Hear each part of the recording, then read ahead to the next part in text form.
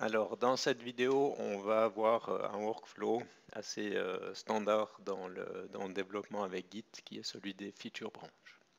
L'idée, c'est de pouvoir travailler dans une équipe de développeurs sur plusieurs fonctionnalités en parallèle, sans se marcher sur les pieds. Donc, le point de départ de cette démonstration, c'est la fin de la première phase du Labo 00, où on avait implémenté les instruments de musique et on avait validé nos interfaces et nos classes avec des tests automatisés. Et on va repartir de ce point-là pour pouvoir spécifier une nouvelle fonctionnalité et ensuite l'implémenter. Donc ce qu'on voit à l'écran ici, dans le terminal du haut, c'est l'espace de travail du client, donc du prof. Et si je fais un git remote -v, je vois que ici je suis branché sur le repos original, celui que vous avez forqué tout au début du laboratoire. Donc moi, je vais travailler ici, et c'est dans ce repos que je vais rajouter ma spécification. Si on regarde l'historique de ce repos, on voit qu'on a uniquement défini les spécifications. Donc à ce moment-là, dans ce repos ici, on n'a pas d'implémentation. On n'a pas les instruments qui ont été ajoutés. Dans la partie du bas, on est dans l'espace de travail d'un développeur, donc d'un étudiant. Et si je fais la même manipulation, on voit que cette fois, je ne suis pas branché sur SoftEng, mais je suis branché sur Wasadigi. Donc, j'ai utilisé mon compte personnel pour forquer le repos, faire passer les tests, faire l'implémentation. Donc, je me suis vraiment mis dans la peau d'un étudiant et j'ai fait la même chose que vous avez fait. Donc, si on regarde l'historique de ce repos,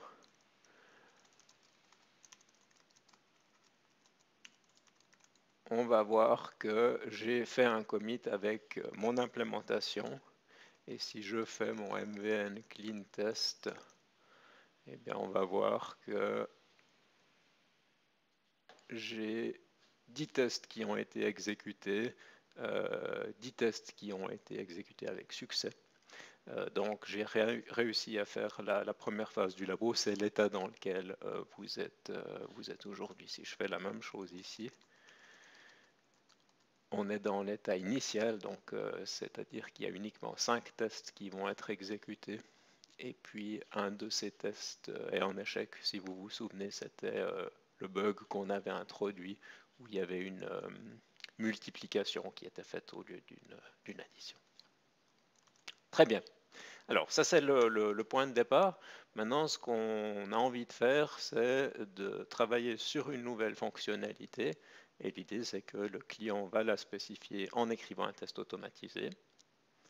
Il va pousser ça vers le repos original, et puis le développeur il va vouloir récupérer les tests, travailler sur l'implémentation, et puis à la fin valider son implémentation. Donc on va voir les différentes étapes et les différentes commandes qu'on peut utiliser pour faire ça. La première chose, c'est le client. Lui, il va écrire cette spécification et il n'a pas envie de travailler sur la branche principale. Il a envie de travailler sur une nouvelle branche qui va être faite exprès pour cette feature. On voit que pour le moment, je suis sur master. Il y a une autre branche qui s'appelle validation qu'on utilise pour corriger les labos, mais je n'ai pas de feature branche. Donc, on va utiliser cette commande ici, git checkout -b, pour pouvoir créer la feature branch.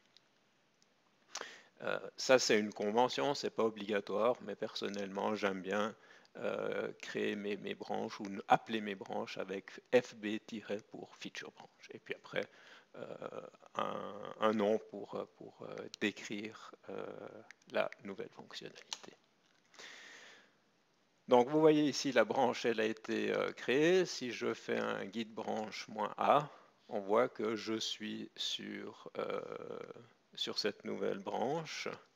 Si je fais un git status, ben, pour le moment, j'ai pas fait de modification, donc forcément, j'ai rien à committer, rien d'exceptionnel ici. Alors, ce que je vais faire, c'est descendre dans le projet de test. Et puis, je vais me déplacer dans le dossier qui contient les tests automatisés.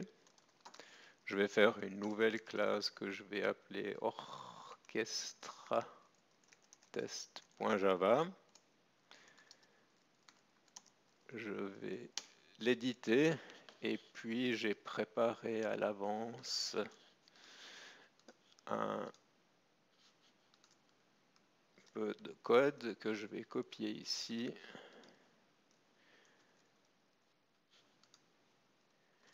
Et puis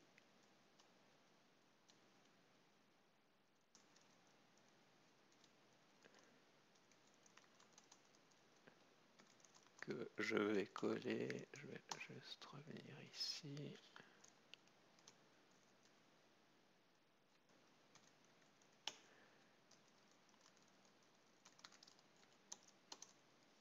Voilà, donc ici j'ai spécifié un certain nombre de choses. Alors on va travailler avec une nouvelle classe, orchestre, et puis l'idée c'est de pouvoir rajouter des instruments dans un orchestre, et puis de faire jouer l'orchestre, et forcément on devrait entendre plusieurs instruments à ce moment-là. Donc de nouveau, hein, le code, la fonctionnalité, elle est triviale. Le but c'est plus d'illustrer le processus et de se familiariser avec les commandes. Donc si je reviens en haut dans mon projet,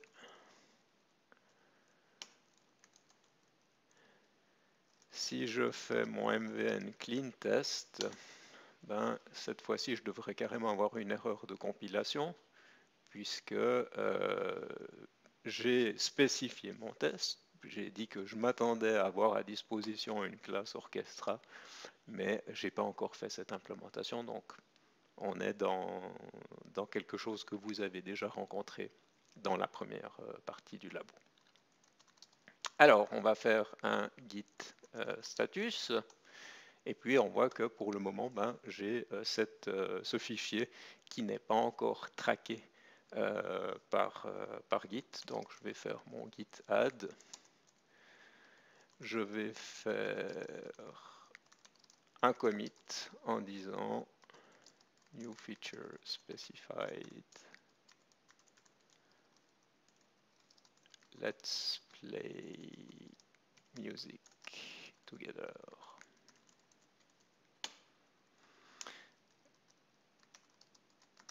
Je vais faire mon git push vers origine. Et puis, les dernières fois, on faisait toujours des git push origin master parce qu'on disait je vais pousser master vers le serveur origine. Cette fois, faisons attention, on est dans la branche FB Orchestra, donc on va faire un git push de FB Orchestra vers le serveur origine. On voit que ça a l'air de bien se passer. L'opération est en cours. Et puis, ce que je vais faire aussi, je vais venir dans l'interface web de GitHub où vous voyez que j'ai deux onglets qui sont ouverts. Un vers le repos original et puis un vers mon fork où je joue le rôle d'un étudiant. Donc, il est encore en train de faire le transfert.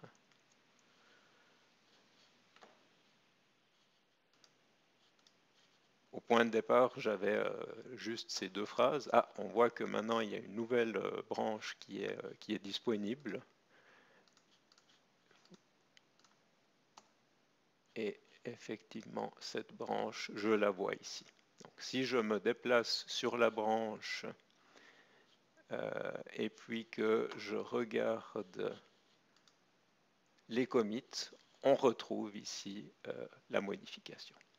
Alors, ce qu'il faut bien réaliser, c'est que si maintenant je viens sur le fork de l'étudiant, ben, dans les branches, j'ai toujours rien du tout parce que ces deux repos, donc l'original et puis le fork, ne sont pas synchronisés. C'est ce qu'on va devoir faire maintenant. Mais vous voyez que pour le moment, je n'ai pas accès à cette feature branch. Donc, pour le moment, le client, lui, il a terminé son travail. Plus tard, il va pouvoir récupérer les changements, il va merger, accepter les changements et puis pouvoir faire tourner les tests. Mais lui, pour le moment, il a terminé. Donc, on va changer de rôle et puis se mettre dans la peau du développeur. Et c'est ce que vous allez devoir exécuter pour pouvoir récupérer cette spécification et faire votre travail. Donc la première chose qu'on va devoir faire, c'est brancher ce repos local et le brancher sur vraiment la source originale. Vous voyez que pour le moment, je suis uniquement connecté à mon fork. Ce que j'ai envie, c'est de pouvoir me connecter sur le repos original et je vais faire ça avec cette commande git remote add upstream. Upstream, c'est le nom que je vais lui donner. Alors, je pourrais lui donner un autre nom, mais c'est une convention. Et puis, je lui spécifie l'URL. Alors, il a accepté ça. Si maintenant, je fais un git fetch upstream, je vais récupérer les changements et vous voyez que ce que j'ai ici, c'est cette branche FB Orchestra que j'ai récupéré du changement, donc, du repos original. Donc ici, je peux faire un git branche FB Orchestra. Et puis, si je vais dans les tests,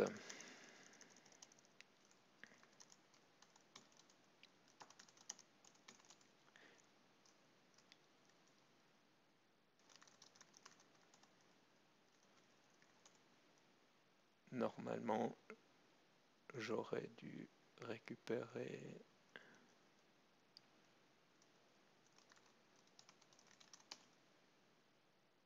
Ah, j'ai pas fait de checkout, donc vous voyez, j'ai été un petit peu surpris, mais j'ai oublié de faire le checkout. Donc pour le moment, je suis toujours sur master, ce qui fait que je ne voyais pas Orchestra. Si je fais mon git checkout FB Orchestra, j'ai ici en local mon Orchestra test qui spécifie la nouvelle fonctionnalité. Alors je vais revenir en arrière.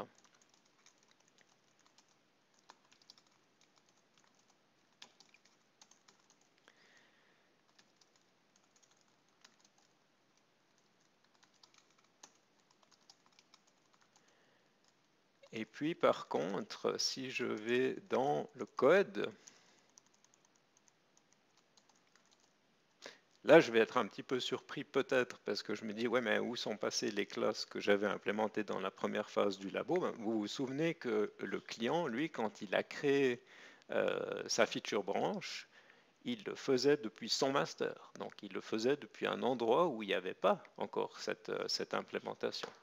Donc c'est là où si je fais un git checkout master et que je regarde ce que j'ai sur ma master où j'ai fini l'implémentation de la phase 1, ben, je vais récupérer mes changements. Donc ce que j'ai envie de faire maintenant, c'est de revenir sur FB Orchestra. Et puis, ce que j'ai envie de faire, c'est dire, ben voilà, j'ai cette branche FB Orchestra, j'ai les nouvelles spécifications. Ben, ce que j'ai envie, c'est de pouvoir prendre tout ce que j'avais fait avant, tout ce qui est sur mon master, et le ramener dans cette feature branch. Ça, c'est une opération de merge. Donc, si j'utilise cette commande git merge Master, la sémantique, c'est je veux prendre la branche master et la merger sur la branche courante.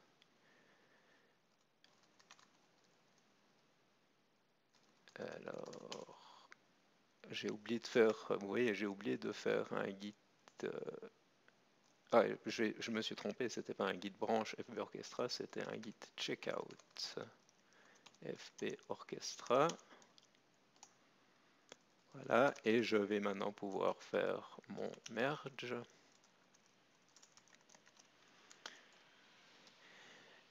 Chaque fois que je fais un merge, ça va être enregistré dans l'historique Git, et puis on peut ici rajouter un message. Alors, dans cette opération de merge, de temps en temps, vous allez avoir des soucis. Vous allez avoir des conflits que vous allez devoir résoudre, mais dans ce scénario bien particulier, puisque finalement j'ai juste créé un fichier supplémentaire qui était l'orchestra test, j'ai pas de conflit, donc tout s'est bien passé. Et puis il a pu faire son travail correctement. Donc si je regarde maintenant l'état, j'ai bien les classes que j'avais implémentées, et puis j'ai aussi le fichier de test de la nouvelle fonctionnalité. Alors si je reviens en arrière, où est-ce que je suis? Je suis dans le dossier build, donc je vais maintenant pouvoir faire mon MVN clean test. Et puis ici, c'est de nouveau quelque chose qui va échouer puisque j'ai pas encore fait mon implémentation. J'ai pas encore ma classe Orchestra. Et donc forcément, le programme ne compile pas. Donc, vous allez reprendre le travail ici. Et puis, quand vous aurez terminé, quand les tests passeront sur cette feature branch, ce que vous allez vouloir faire, c'est revenir sur votre master et puis faire l'opération inverse, c'est-à-dire faire un git merge de FB Orchestra sur master. Donc vous allez prendre votre implémentation et la ramener sur votre master.